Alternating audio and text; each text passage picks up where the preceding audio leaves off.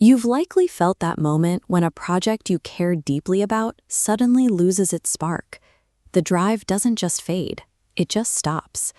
We often treat our motivation like a battery that simply needs a recharge, but that assumes mental energy is a consumable resource that disappears into a void. Psychologist Carl Jung proposed a different perspective. In 1928, he moved away from traditional medical models to explore a more radical theory. Jung's mentor, Sigmund Freud, viewed the mind as a machine reacting to friction of past traumas.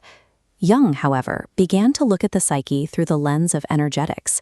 He suggested that the human mind functions as a relatively closed system, governed by the same laws of physics found in a steam engine or a heating circuit. At the center of this was libido, a word describing pure, neutral psychic energy, a quantifiable force that moves between our thoughts, emotions, and actions. By framing the mind as a thermodynamic system, he could map out the mechanical logic behind the internal contradictions that often feel like a total mental collapse. This chart illustrates the law of equivalence. Energy cannot be destroyed. A specific amount of force is always conserved. If conscious motivation suddenly vanishes, an equal amount of energy must reappear somewhere else. This displaced energy sinks into the unconscious.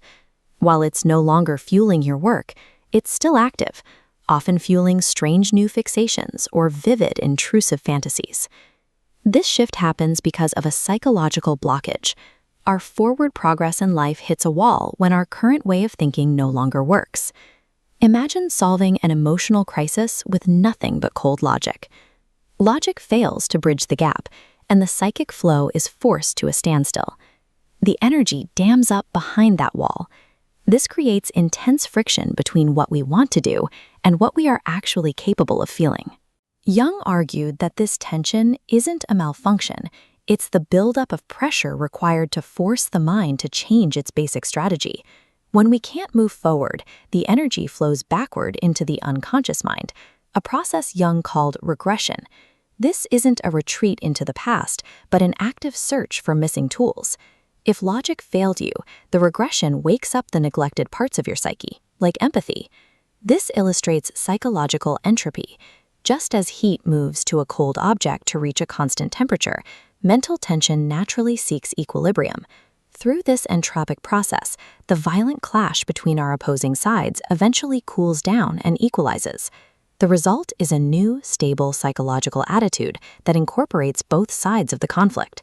Jung observed that the stability of this new mindset is determined by the scale of the original conflict.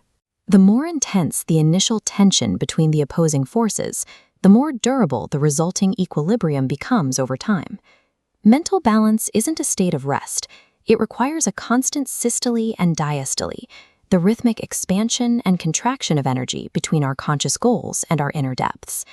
Think of a hydroelectric turbine. Engineers build these machines to capture the chaos of a rushing river and convert it into focused power.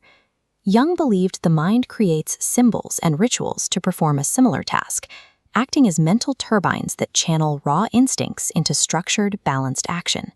So, the next time you feel a sudden loss of motivation or find yourself stuck in a painful inner conflict, don't view it as a failure of your will. Your energy hasn't disappeared.